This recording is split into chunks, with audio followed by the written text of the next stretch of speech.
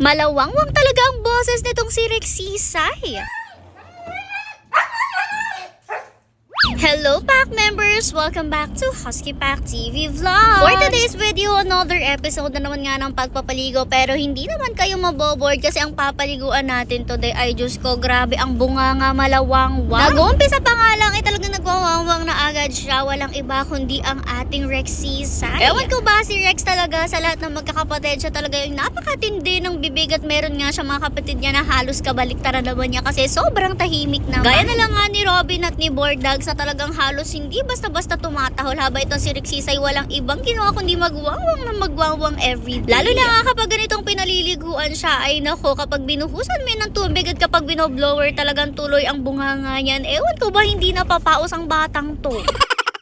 Pero alam nyo ba, etong si Rex sa buong magkakapatid, siya rin talaga yung pinakamalaki. At kung makikita nyo nga siya, talagang matatakot kayo sa itsura niya. Namana niya kasi talaga yung pagkalaki niya at pati na rin nga yung balahibo niya sa kanilang daddy Hercules. Napakalaking bulas na nga niya, tapos yung itsura ng mata naman niya ay namana niya sa ganda ng mata ng kanyang mama Thunder. Medyo mas maangas lang talaga yung mata nitong si Rexisay kasi yung mata ni Thunder medyo mabait tingnan, pero yung kay Rexisay ay medyo pasingkit at parang palaging galit. Kasi naman pareha silang parang may eyeliner at bongga pa yung eyeliner sa mata. Anyways, eto na nga pala ang sample ng pawangwang ni Rexisay.